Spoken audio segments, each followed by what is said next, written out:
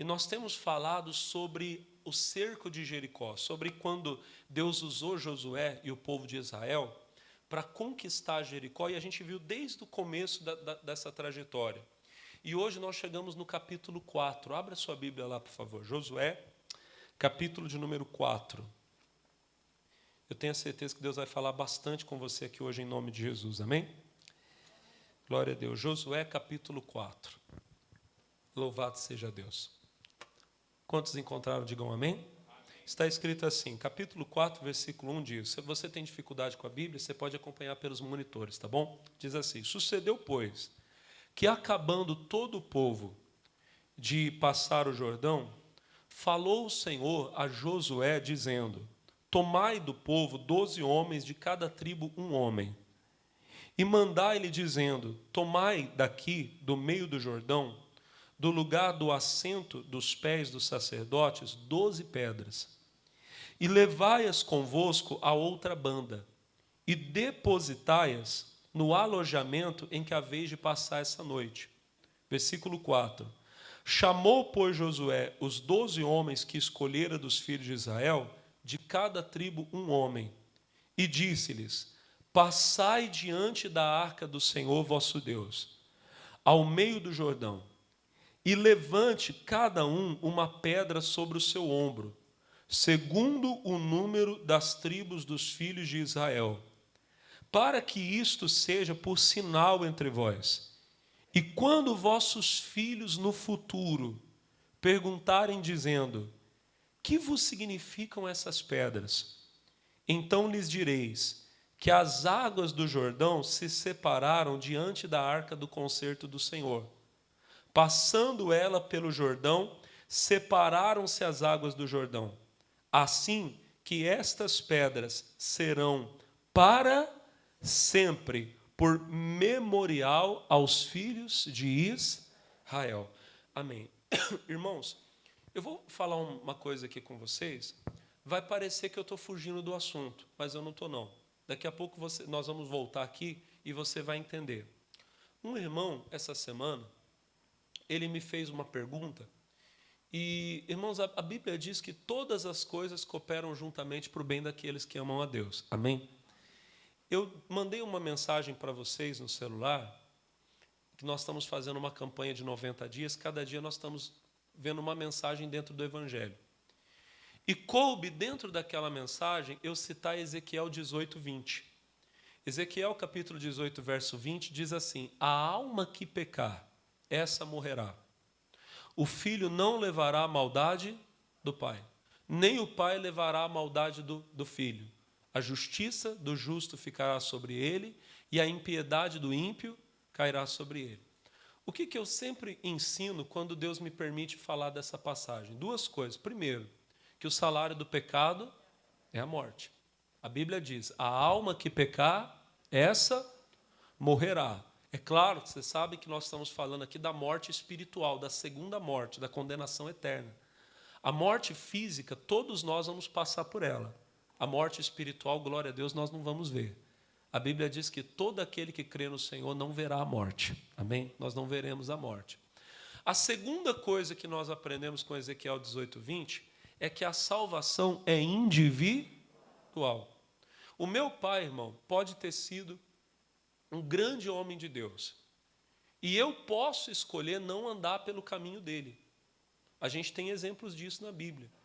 Lá em Samuel, no capítulo 8, primeiro livro de Samuel, capítulo 8, quando os anciãos de Israel foram pedir a Samuel que ungisse um rei, a Bíblia diz que eles disseram assim para Samuel, eis que tu já estás velho, e os teus filhos não andam pelos teus caminhos. Veja você, irmão, que eles não acusaram Samuel de ter se desviado. Samuel continuava no caminho. E bonito foi que o profeta Samuel escreveu que o caminho de Deus é perfeito. Amém? Então Samuel conheceu esse caminho perfeito e ele andava pelo caminho perfeito. Os filhos dele, mesmo tendo o exemplo dele, decidiram não andar pelo caminho dele. E os anciãos de Israel deram esse testemunho. Teus filhos não andam pelo teu? Então acontece. De um grande homem de Deus, alguém que serviu a Deus, ter filhos que, por livre e espontânea vontade, não querem andar pelo caminho do pai. E o pai não será culpado pelo pecado do filho. A condenação vai ser para o filho pelos seus pecados. Amém? Semelhantemente, irmão, meu pai pode ter sido o maior bandido, pecador. Não, graças a Deus não é o meu caso, mas estou citando aqui como um exemplo para você. Meu pai pode ser o homem mais perdido. Eu posso decidir andar com Deus. Amém? Servir a Deus. O filho não vai pagar pelo pecado do pai, nem o pai pelo pecado do filho. Amém? Só que daí o irmãozinho da igreja, ele me fez uma pergunta muito pertinente. Ele falou, pastor, eu entendi o que o senhor falou, mas como é que fica Deuteronômio capítulo 20, versículo 5? Irmão, olha o que está escrito, eu vou até ler aqui para você. Deuteronômio capítulo 20, versículo 5. Olha o que está escrito. Coloca Êxodo. A passagem é Deuteronômio 5, mas vamos ler Êxodo. Êxodo 20, versículo 5. Diz assim, não te encurvarás a elas, nem as servirás. Aqui Deus está falando sobre o pecado da idolatria, que não é para fazer imagem, não é para se curvar diante dela. Mas daí olha o que Deus fala depois. Porque eu, Senhor, teu Deus, sou Deus zeloso, que visito a maldade dos pais. Vocês vieram para a igreja? Visita a maldade dos pais em quem? Nos filhos. Até a terceira e quarta geração daqueles que me aborrecem. E aí, irmão, como é que fica? Lá em Ezequiel está escrito que o filho não paga pelo pecado do pai. Aqui em Êxodo, Deus está dizendo, eu visito a maldade do pai no filho. Pergunta para o teu irmão, e aí, como é que fica? E aí, irmãos? Irmão, glória a Deus. Eu estava meditando nisso e Deus me deu uma palavra. Eu acredito que ela vai ser a resposta para nós e vai nos levar lá para Josué e você vai entender a sua responsabilidade na história. Deus me fez lembrar de Romanos capítulo 5, versículo 12. Olha o que está escrito, eu vou até abrir aqui. Romanos capítulo 5, versículo 12. Você que está com a Bíblia aí, aberta em Josué, deixa marcadinho. E a gente já volta daqui 1 minuto. Romanos capítulo 5, versículo 12. Olha o que a palavra de Deus diz. Pelo que, como por um homem, entrou o que, igreja? O pecado no mundo. E pelo pecado, a morte. Se você puder, ler em voz alta. Assim também a morte passou a todos os homens. Por isso que todos pecaram. Eu acho que esse texto não é de difícil compreensão. De quem é o homem ao qual a palavra de Deus está dizendo aqui? Pelo pecado de um homem entrou o pecado no mundo. Quem é esse homem? É o nosso primeiro pai segundo a carne, o Adão. Todo crente entende facilmente isso, que nós sofremos até hoje, mesmo tendo sido lavados pelo sangue de Jesus, mas nós ainda vivemos nessa vida, até hoje, consequências do pecado de Adão. Isso é fácil para nós entendermos. Amém? Adão pecou, por causa dele o pecado entrou no mundo. E olha para mim, nós vamos para o inferno, seremos condenados por causa do pecado de Adão? Não. Mas nós sofremos consequências do pecado de Adão até hoje. Eu expliquei isso para o irmão. Falei, irmão, você tem que entender que existe uma diferença entre consequência e condenação. Tem um caso na Bíblia de uma mulher viúva que foi procurar o profeta Eliseu. E ela disse assim, profeta, você sabe que o meu marido temia ao Senhor. Ela era casada com um aprendiz dos profetas. E se tem alguém, irmão, que sabe se um homem é de Deus ou não, é a família dele. Você quer saber se eu sou de Deus? É só você perguntar para minha esposa, porque ela dorme comigo. Ela sabe quem eu sou quando ninguém está vendo. Quem sabe se eu sou de Deus é meu filho, é minha família. Se eu sou um artista que subo aqui no altar ou se eu sou um servo de Deus de verdade. A mulher, olha para mim, chegou para o profeta e disse, meu marido temia ao Senhor. Ela era casada com um homem de Deus. Amém? Só que aí ela disse assim, entretanto meu marido morreu e vieram os credores me cobrarem uma dívida e agora eles querem levar meus filhos como pagamento da dívida. O homem era de Deus? Sim ou não? Sim, ele era. Deixou um testemunho que a própria esposa disse, meu marido temia ao Senhor. Entretanto, ele não foi um bom administrador dos negócios dele. Ele contraiu uma dívida, ele era jovem ainda, e ele deve ter pensado assim, não, eu vou viver bastante, eu trabalho. É igual aquela pessoa que faz conta no cartão de crédito para pagar em 5.222 vezes, né? Não, mas eu vou trabalhar, pastor, eu pago. Irmão, e numa hora dessa acontece, está amarrado em nome de Jesus, mas acontece um acidente e você vai embora. Como é que a viúva vai pagar a dívida? Como é que os seus filhos vão pagar? Olha para mim, o homem era de Deus, sim, mas ele deixou um problema que fez com que a família dele sofresse. Se não fosse Deus usar o profeta Eliseu para fazer um milagre, multiplicar o azeite, para aquela mulher poder pagar a dívida dela e tirar os filhos da provável escravidão, a família dela teria sofrido. Amém? Tem pais que, por falta de sabedoria, eles deixam um problema para o filho resolver. Imagina, se o meu pai tivesse sido um grande administrador dos negócios dele, um homem com visão para ganhar dinheiro. Hoje, talvez eu, meu filho, talvez a gente poderia ter uma vida mais tranquila. Não, irmãos, olha, eu, graças a Deus, vou dar um exemplo aqui. Irmãos, eu faço a obra, eu nem preciso de dinheiro, nada, porque meu pai é um homem muito rico, e ele já me deixou uma casa, ele já me deixou carro, ele já me deixou um dinheiro. Quem está entendendo, diga amém. Um pai que é sábio, ele pode deixar até bens para os filhos. E a Bíblia diz que os pais não são os filhos que entesouram para os pais, mas os pais que entesouram para os filhos.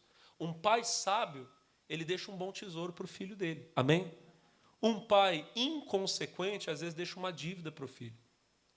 E um pai, olha para o pastor, um pai pecador, ele pode deixar para o filho um mau exemplo, um mau testemunho. Irmão, quantas pessoas que não conhecem, talvez você mesmo está aqui, não aprendeu a beber com seu pai? Ah, pastor, eu bebo hoje porque quando eu era criança, meu pai pegava e colocava um dedinho de pinga no fundo do copo e falava para os filhos, falava para o filho, bebe aí, que macho tem que beber. Tem gente que foi assim que aprendeu, irmão. Tem filho que aprendeu a ter assim um olhar meio malicioso, maldoso da vida por causa do pai. Eu vi um grande homem de Deus contando, hoje ele é um servo de Deus. Mas ele disse que quando ele era garoto, ele andava na rua e ele via o pai dele mexer com as mulheres na rua. Lá, assoviava e falava, filho, homem tem que gostar de mulher. Só que eu tinha esposa em casa. Amém? Então o filho cresceu com esse negócio de que o homem tem que ser o galo. Me perdoa a expressão que eu estou usando, mas vocês entendem a referência. O homem tem que ser o bode. Vocês entendem? Quem entende, diga amém. O homem tem que ser o gavião. Então, tem esposa em casa, mas mexe com as mulheres na rua. E se tiver outra mulher, não é problema, porque o homem tem que ser macho. Cresceu com isso. O que é isso, irmão? É um mau exemplo que o pai deixou. Isso condena o filho? Não. Porque o filho será responsável pela sua vida e pelos seus pecados. Quantos entenderam? Digam amém. Mas aquele erro que o pai cometeu, aquele mau exemplo que o pai deixou, influencia o filho. É aqui que a gente chega na nossa mensagem de hoje. A questão da resposta da pergunta do irmão, ficou fácil para vocês? Quem entendeu, diga amém. Eu não posso terminar sem te dar uma boa notícia. Por causa de um homem entrou o pecado no mundo, amém? Mas por causa de um também veio salvação a todos nós. Olha o que está escrito aqui, deixa eu ler. Romanos 5, senão eu não dou a informação completa e a gente tem que dar, né? Capítulo 5, versículo 15. Mas não é assim o dom gratuito como a ofensa. Porque se pela ofensa de um morreram muitos, muito mais a graça de Deus e o dom da graça que é de um só homem, Jesus Cristo, abundou sobre muitos. Diga glória a Deus. Pelo pecado do nosso primeiro pai segundo a carne, o Adão, todos nós pecamos. Mas graças ao sacrifício do nosso Salvador Jesus Cristo, a salvação está disponível a todos nós. Diga amém. Mas você entendeu a questão da responsabilidade do pai? Quem entendeu aqui, diga amém. Aí a gente volta para a nossa história. O que aconteceu que eu expliquei para vocês semana passada? Que Israel vinha pelo deserto e agora eles iriam entrar na terra prometida, mas eles tinham que atravessar o Jordão. Irmão, estava na época em que o rio estava mais cheio. A correnteza estava brava, estava forte. Josué podia chegar para o povo e falar assim: irmãos, vamos fazer o seguinte, vamos ficar mais uns meses, a gente já está esperando há 40 anos mesmo, vamos ficar aqui mais um pouco, a gente descansa, se prepara, daqui 3 meses para de chover lá na nascente, vem o tempo da estiagem, o nível do rio abaixo, aí todo mundo atravessa, a gente pega as crianças no colo, né? Bota aqui de cavalinho, as pessoas mais velhas, a gente ajuda a vozinha, todo mundo atravessa com água pela canela, água pela cintura. Não, irmão. Josué disse, é agora que o rio está cheio, que a correnteza está forte, que nós vamos ver o poder de Deus. Diga amém. Os sacerdotes vão na frente, lembra do que eu falei? A arca da aliança estava a 1 quilômetro na frente do povo. Por quê? Porque todo mundo, ninguém podia andar na frente da arca. Você não pode andar na frente de Deus, você tem que deixar Deus dirigir. Amém? E a arca tinha que ir bem na frente para que todo mundo pudesse olhar. Ninguém podia se dirigir olhando pelo homem na frente. Todos tinham que caminhar olhando para a arca. Você não pode caminhar olhando para o pastor, nem para o obreiro, você tem que olhar para Jesus, olhar para a palavra. Amém? Aí o que Deus disse? Os sacerdotes vão pegar a arca e eles vão fazer o quê? Eles vão entrar no Jordão. Quando eles molharem a planta dos pés no Jordão, eu faço o fluxo do rio parar. Irmão, isso é tremendo. Deus, olha para mim, Deus não abriu o Jordão para eles passarem. Deus abriu enquanto eles passavam. Parece a mesma coisa, mas não é, irmão. Deus não faz mágica. Ele age na nossa vida mediante a nossa fé. Podia acontecer, olha para mim, deles chegarem na borda do rio, alguns metros do rio, e Deus colocar o dedo dele lá no rio, e o rio parar de correr, juntar aquele montão de água igual aconteceu, e a água que estava correndo terminar de correr, então o rio ficava sequinho e todo mundo passava. Amém? Mas Deus não fez isso. A correnteza estava forte e os sacerdotes tiveram que usar a fé. Eles tiveram que botar o pé no rio, botar o pé na correnteza. Irmão, é o que você tem que fazer. A fé, ela é a certeza de coisas que nós não vemos. O que você está vendo é a luta, o que você está vendo é o problema. Mas Deus está dizendo, vai meu filho, põe o pé aí que eu vou abrir o rio para você, eu vou abrir o caminho para você. E você tem que crer. Aí você vai. O sacerdote foi a coisa mais linda. Eles com a arca aqui no ombro, quando eles iam colocando os pés no rio, Deus ia fazendo a água que corria terminar o percurso, e a água que vinha descendo, Deus colocou a mão dele, o dedo dele, e aquela água parou, irmão. Deus fez uma represa ali. E aquela água foi juntando, subindo, subindo. A Bíblia diz que ficou num montão. A água que estava correndo terminou de correr. E conforme eles iam entrando dentro do rio, a água passou e o Jordão ficou aberto para todo mundo passar. Que coisa linda. Irmão, não tenha medo de avançar, não. Você está vendo a correnteza, você está vendo um negócio feio, mas Deus está dizendo, vai, porque Ele vai abrir o caminho para você. Agora, se você ficar esperando a situação, não, quando melhorar eu vou. Olha para mim, a situação não vai melhorar para você ir, ela vai melhorar quando você for. Ela não vai melhorar para você colocar o pé, ela vai melhorar quando você colocar o pé. Quando você usar a fé, diga amém. Aí, olha para o pastor, os sacerdotes entram no meio do Jordão e param no meio do Jordão. Aí vem o que eu li para vocês no começo. Antes que o povo atravessasse, Josué disse, eu quero 12 homens fortes, um de cada tribo. E esses homens vão entrar dentro do leito do rio, e cada um vai levantar uma pedra, vai pegar uma pedra e vai botar no ombro. E vocês vão pegar essas pedras e vão guardá-las no alojamento, onde vocês vão passar essa noite.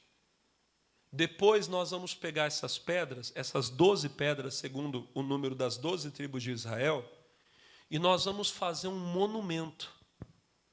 Do lado do Jordão, nós vamos fazer um monumento com essas pedras. Qual era o objetivo? Olha Deus falando. Daqui muitos anos, os filhos dos seus filhos vão estar passando por esse caminho. Então eles verão essas pedras. E eles vão perguntar, papai, mamãe, vovô, vovó, o que são essas pedras? E vocês vão dizer, um dia, o nosso povo veio pelo deserto, e quando nós chegamos aqui no Jordão, Deus abriu o Jordão para eles passarem. Como é que essas pedras estão aqui, papai? Alguém mergulhou? Ela estava lá dentro do rio. Alguém? Não, ninguém mergulhou não, meu filho. Não tem como alguém mergulhar e pegar pedra no meio do rio. O nosso Deus abriu o Jordão. Então aquelas crianças iriam olhar e iriam falar, o nosso Deus é poderoso mesmo, né, papai?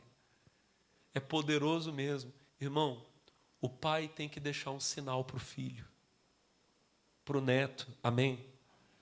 Eu não sei, irmão, se o meu Senhor vai voltar para me buscar, ou se eu vou passar pela morte, Ele vai voltar no tempo dos meus filhos, dos meus netos. Eu não sei se nós somos a geração do arrebatamento, ou se será a outra, ou a que virá depois.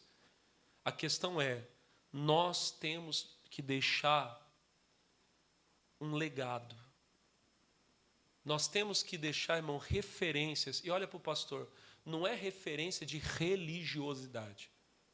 O meu filho, o meu neto, o meu bisneto um dia, eles não podem, irmão, olha para o pastor, eles não podem saber que eu fui um homem religioso apenas. Ah, o seu pai, o seu avô, ele era um homem religioso, ele era crente. Irmão, isso aí não quer dizer nada. Eles têm que, olha para mim, eles têm que olhar para a minha vida e eles têm que ver as pedras que eu tirei do rio. Amém?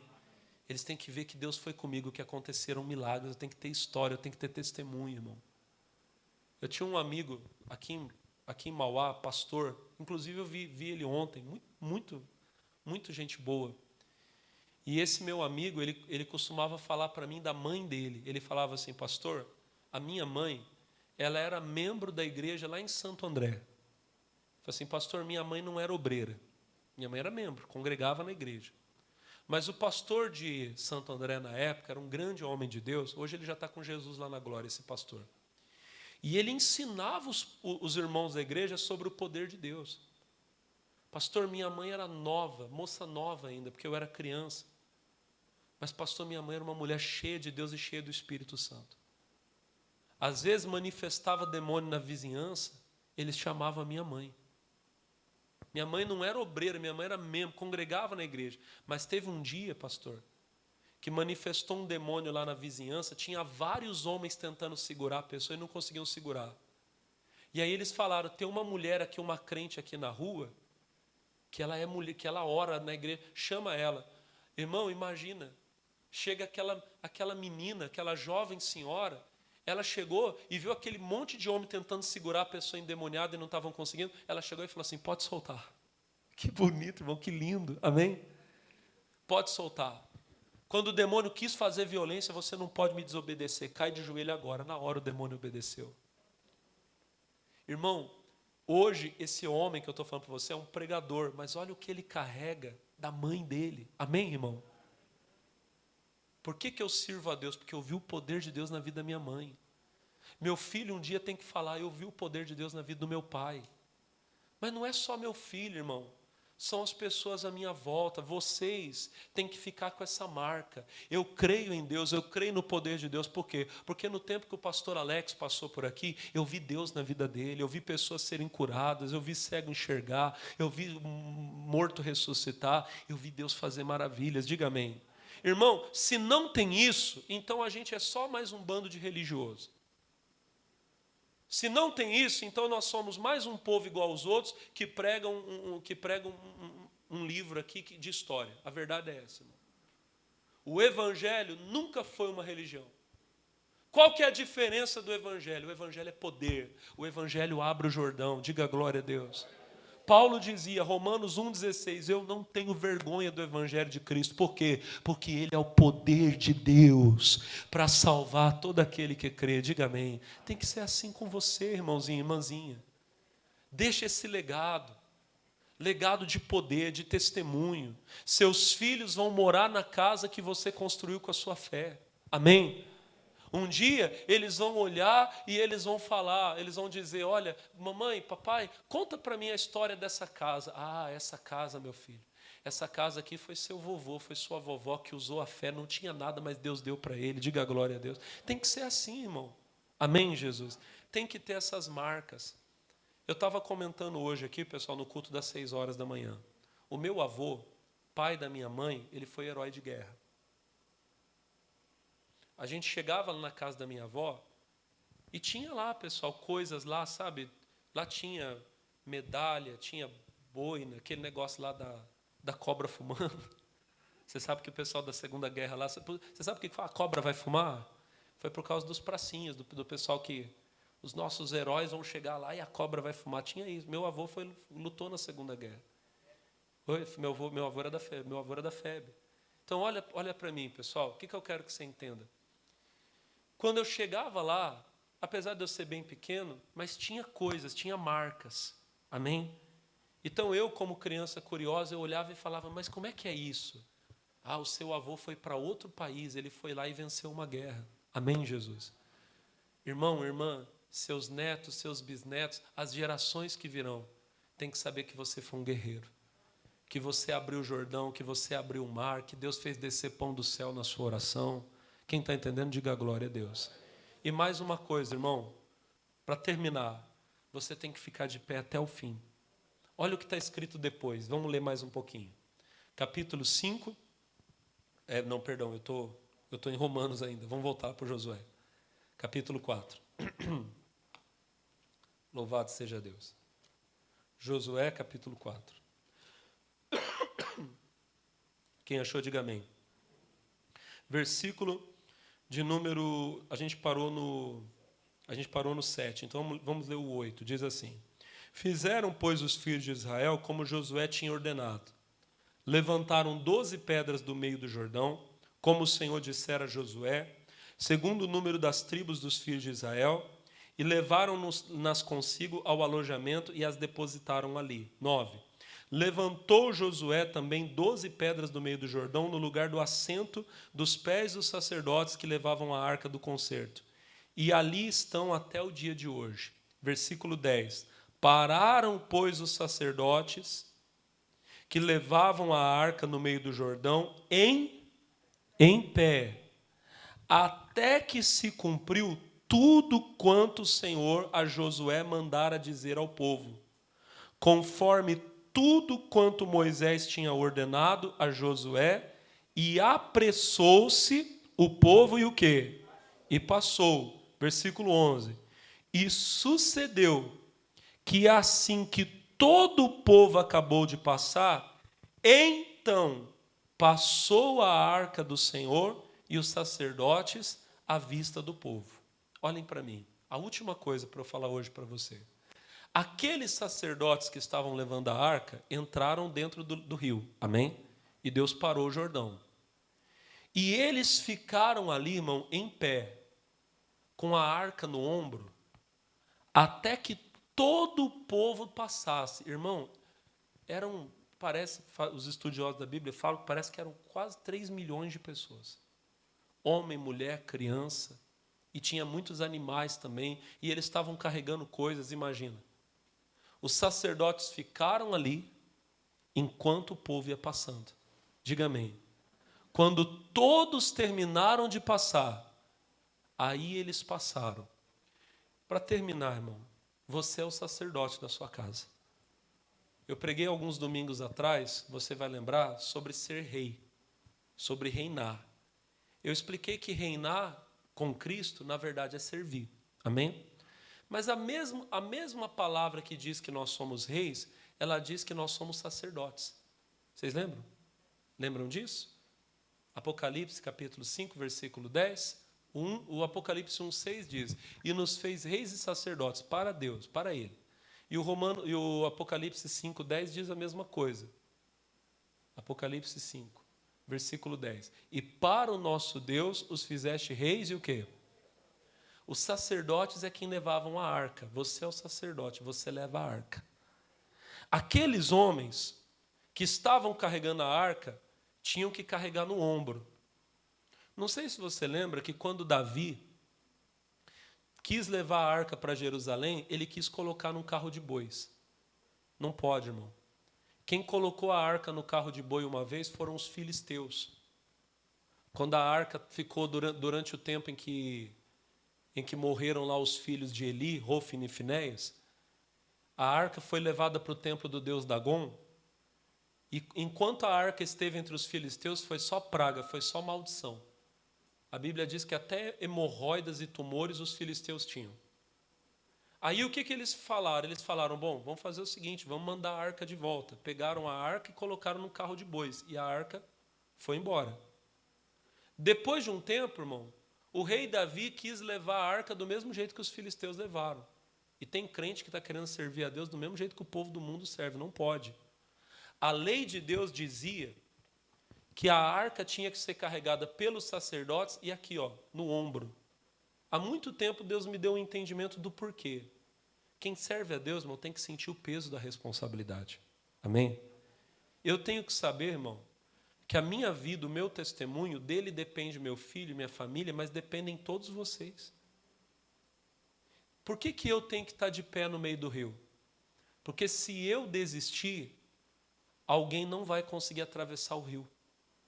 Os sacerdotes ficaram com a arca no ombro, sentindo o peso da responsabilidade, e ficaram de pé até que passasse a última pessoa.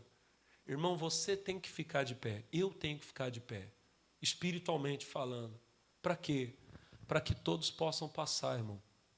Está amarrado em nome de Jesus. Mas imagina se eu não continuar de pé. Por mais que eu ensine aqui, irmão, que você tem que olhar para Jesus, e eu falo sempre isso, querendo ou não, irmão, tem gente que ainda olha para mim. Querendo ou não, tem gente que ainda olha para o homem, para a pessoa. Então está amarrado. Imagina se um dia você descobre que eu fiz uma coisa errada. Você descobre que eu era um adúltero. Ou que eu estava roubando dinheiro da igreja. Imagina. O pastor Alex comprou uma casa lá em Ubatuba. Lá em Campos do Jordão. Apesar que Ubatuba e Campos do Jordão é cidadezinha pobre, né, pessoal? Comprou uma cidade rica. Comprou em Taubaté. Você sabe que Taubaté só mora gente rica, né, irmão? Olha para o irmão do lado e fala assim, é verdade. É verdade. Aleluia. Mas olha para mim, imagina. Eu posso comprar, mas eu posso comprar com o meu. Agora imagina se eu desvio dinheiro da igreja e compro, e você descobre. Vai ter gente aqui, tem gente aqui, que vai conseguir atravessar o Jordão assim mesmo. Porque tem gente que não está nem aí para mim, tem gente que olha para Jesus. O pastor Alex pecou, coitado dele. Vou orar por ele, para Deus levantar ele. Né? Ele adulterou, ele que abandone o adultério, que se arrependa, que a esposa dele perdoe ele, porque senão ele vai para o inferno. Ele roubou, ele que pega essa casa e devolva para a igreja e vá dobrar o joelho no milho e orar, porque senão ele vai para o inferno também. Mas tem gente, irmão, olha para o pastor, tem gente que não tem essa força. O quê? O pastor Alex pecou? Eu vou sair da igreja. E tem gente que sai. Por quê? Porque ela ainda está olhando para o homem, ela é pequena. Agora olha para o pastor. Eu estou falando para você de gente que está na igreja. Tem gente que está na igreja e ainda olha para o homem. Imagina quem está no mundo, irmão. Quantas pessoas que você conhece lá fora que nunca se converteram porque viram um crente fazer uma coisa feia? Fala a verdade. Fala a verdade. Quando eu era pastor lá em Jacareí, lá na cidade de Salvador, tinha um obreiro lá, um irmão que me ajudava na igreja, e ele disse para mim que no lugar que ele trabalhava tinha um crente, irmão, ele falou assim, pastor, pensa num camarada que dá mau testemunho. Fala palavrão, faz compromisso e não honra. Entra mulher lá no setor que a gente está trabalhando, ele olha com aquele olhar malicioso, dá cantada. Diz que o camarada fazia coisa feia beça. Aí um dia, uma das pessoas que trabalhava disse que chegou nesse rapaz e falou assim, fulano, você é crente, né? Sou. Faz um favor para mim, dá o endereço da sua igreja. O rapaz falou, por quê? Você vai lá fazer uma visita? Não, porque eu não quero passar nem na porta da tua igreja. Irmão, tem gente que não vai conseguir atravessar o rio se eu não ficar de pé. Você tem que ficar de pé, irmão. Você que é homem de Deus, você que é mulher de Deus, irmão. Em nome de Jesus, você tem que consagrar a sua vida, irmão, se levantar. Você é o exemplo que vai fazer seu filho ficar firme com Jesus. que vai trazer as pessoas do seu trabalho para Deus. Agora, irmão, você é crente, você é de Jesus e você é o que está mais caído. Você é o que dá pior testemunho. Quando o negócio fica feio, você é o que fica mais desesperado. O macumbeiro tem que ir lá pegar água com açúcar para você, deixa ele lá, porque o crente está morrendo. Que isso, irmão? Você tinha que ser o mais valente, o mais corajoso. Quem está entendendo, diga glória a Deus. Ah, mas é o diabo. Deixa vir. Aqui tem um homem de Deus. Quem está entendendo, diga amém. Está todo mundo desesperado e você não. Fica calmo, pessoal. Você tem que ser o Davi, irmão. Estava todo mundo lá com medo do Golias. Chega Davi e diz, pode ficar tranquilo todo mundo. Eu vou matar esse gigante. Você tem que ser aquele, irmão, que vai ficar de pé. Com a arca no ombro, santificando, consagrando a sua vida. Para quê? Para a sua família passar. E entrar na terra prometida. Diga amém. Irmão, e você tem que ficar de pé até passarem todos. Até passarem todos. Ontem eu tive o privilégio de estar lá em São Paulo com um missionário. O nosso missionário fez 74 anos agora. E o missionário estava falando com os pastores. Ele disse, pastores, o negócio dessa vida é servir a Deus. Eu quero é pregar até o último dia da minha vida. Eu não quero saber de folga, de descanso, de aposentadoria, não. Eu quero é viver para Deus. E eu estava olhando aquilo e falando, Jesus, eu quero também. O meu negócio, irmão, é ficar de pé até o último dia, para saber que todo mundo que estava junto comigo atravessou o Jordão e que eu fiquei de pé segurando a arca e ajudei eles a passar. Amém, Jesus? Eu quero um dia, irmão, não sei quando que vai ser, se Jesus não voltar para me buscar a igreja até lá. Eu quero um dia, irmão, subir aqui no altar, pregar, terminar o culto, sentar aqui atrás e Jesus me recolher, se for a vontade dele. Amém? E aí vocês vão estar no culto e vão falar, lá, Deus levou o pastor Alex. Que assim seja. Amém, Jesus? Quando eu tiver uns 120 anos, acho que já dá, né, irmão? Aí já deu. Mas olha para o pastor, irmãozinho, irmãzinha, eu quero ficar de pé até o último dia. Você está caído, se levanta, irmão. Tem gente que não está conseguindo atravessar o Jordão porque você está caído. Os sacerdotes ficaram de pé. Vamos ler de novo? Capítulo 4, versículo 10. Pararam, pois, os sacerdotes que levavam a arca no meio do Jordão em pé, até que se cumpriu tudo quanto o Senhor a Josué mandara dizer ao povo, conforme tudo quanto Moisés tinha ordenado a Josué, e apressou-se o povo e passou. Depois que passaram todos, eles passaram também. E sucedeu que assim que todo o povo acabou de passar, então passou a arca do Senhor e os sacerdotes à vista do povo. Diga glória a Deus. Nós vamos ficar de pé. Amém, Jesus? E nós vamos deixar uma marca, irmão, nessa geração. Nós vamos deixar uma marca para os nossos filhos. Muitos vão conhecer Jesus por causa das pedras que nós vamos tirar do rio. Diga glória a Deus. E aí os sacerdotes vão ficar de pé ou não vão? Isso. Ô, glória, ainda bem que vocês entenderam. Olha para o irmão e fala, você entende rápido, irmão. Nós vamos fazer a diferença. Vamos ou não vamos, pessoal? Olha para o irmão do lado e faz assim, ó. Nós vamos atravessar o Jordão. Ô, glória a Deus. Aleluia. Levante suas mãos para o céu, feche os seus olhos e diga, eis-me aqui, Senhor. Diga, Pai, quero apresentar ao Senhor a minha vida. Diga, meu Deus, perdoa-me se eu não tenho estado em pé. Diga, perdoa-me se eu não tenho tirado as pedras do rio para ser testemunho para a próxima geração. Diga, meu Deus, me ajuda a marcar a minha geração e as que virão.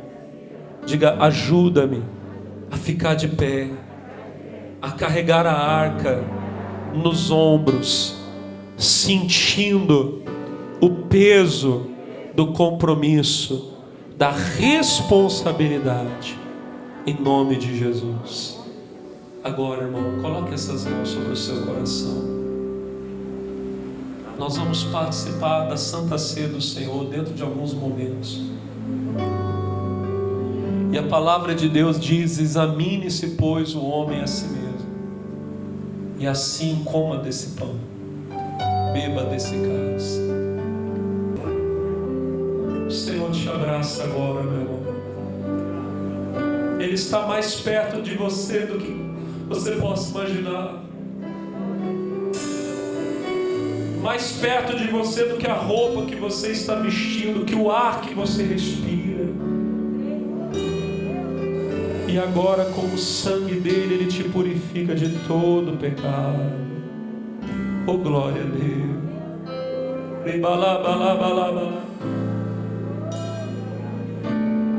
Por favor, minha irmã, meu irmão, levante sua mão direita ao céu e diga: Senhor, diga: eis-me aqui. Diga: onde eu caí, pequei, me sujei, eu te peço, perdoa-me, purifica-me, lava-me. Diga: faça-me digno desse momento, de participar deste pão que é o teu corpo, deste cálice que para mim, pela fé, é o sangue de Jesus. E a igreja diga: obrigado. Respira bem fundo agora. Receba a paz. Graças a Deus. Amados, abram os olhos. Cristo já nos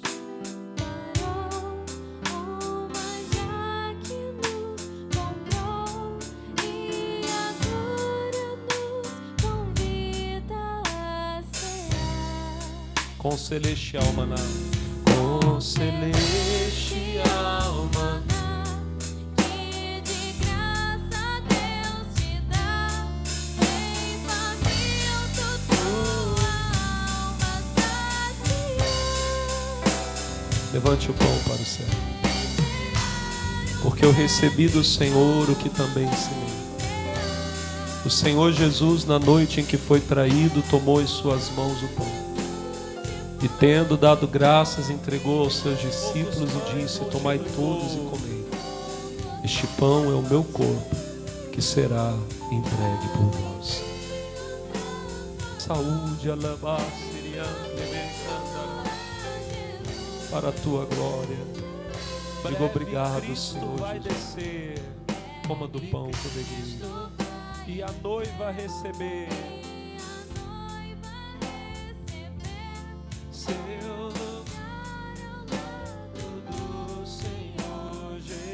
Quem a fome suportou, faça parte do sangue de Cristo, em nome de Jesus. lá no céu, Tome do cálice. toda a igreja vem cear, vem ser, o mestre chama, vem cear, mesmo hoje. Você pode começar a dizer aleluia. Você pode começar a dar glória a Deus. Você pode começar a fazer festa, meu irmão, porque você faz parte do corpo, você faz parte do sangue, você faz parte da família. É o Senhor a tua casa e a tua casa do Senhor. Você faz parte do céu. Ah, meu irmão, o seu passaporte, a sua aliança já está firmada. Oh, meu irmão, agora levante as suas mãos, levante o seu rosto aos céus, coloque então a pedra, levante então a arca, assuma a responsabilidade diante do Senhor e diga: Senhor, sou eu que quero ser usado. Senhor, sou eu que quero ser usado, sou eu que quero carregar a arca. Meu irmão, então comece a dar brados, comece a dizer aleluias. Seja batizado, meu irmão, seja renovado no Espírito Santo. Nessa manhã, o meu Deus vem sobre você e te levanta. Aquele que estava caído, o Senhor vem sobre você agora e Ele fortalece, Ele te ergue pelas mãos. Oh, aleluia. Ori canta la baixou, balererere bala manamas. Aramado chorerererererere bala bala basiriri bas. Vem, vem, vem, Espírito Santo. Vem, vem, vem nos renovar. Vem, meu Deus, fortalecer. Tirar, meu Pai, este homem da cova. Tirar, meu Deus, este homem da caverna. Tirar, meu Deus, essa mulher do fundo do poço. Vem, Espírito Santo, nos levantar. Vem, Senhor, ó Pai, pegar na mão deste homem e dessa mulher. Meu Deus, e levar para a saúde. Levar para a tua presença. Levar, meu Deus, para a tua essência. Encha-nos, ó Pai, com o teu poder. Encha-nos, Senhor, com a tua santidade. Encha-nos, ó Pai, com a tua essência. Nós queremos mais de ti. Queremos mais da tua presença. Oh, aleluia, levanta as mãos, dá glória a Deus. Oh, Oh, maravilhoso conselheiro, Deus forte, Pai da eternidade, Príncipe da paz. Oh, cadê o glória a Deus da igreja? Oh, aleluia! Que maravilha, Senhor, é te conhecer. Aleluia! Eu vim andando só, pisando pó da dura estrada, eu vim em solidão, na provação da caminhada, até que pela fé,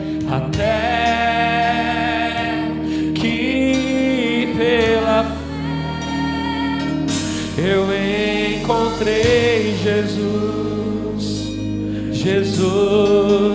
eu encontrei, eu vi Jesus, oh aleluia, Jesus, e nele me salvei, e nele me salvei. Canta, igreja, eu vi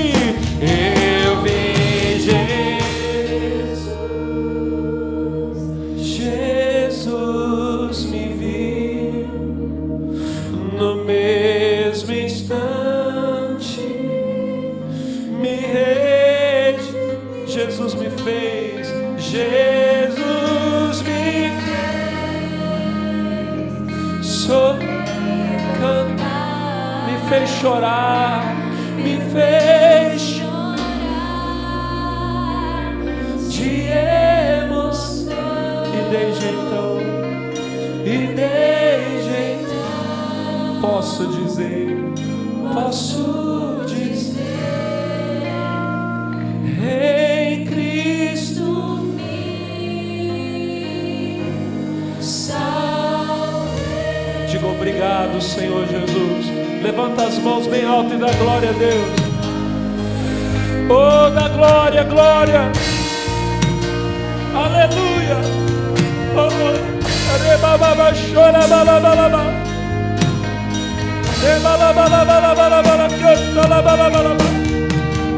oh, cadê a voz dos homens, das mulheres, dos jovens? Cadê o glória a Deus do povo que vai morar no céu? Se você é batizado no Espírito Santo, seja renovado agora.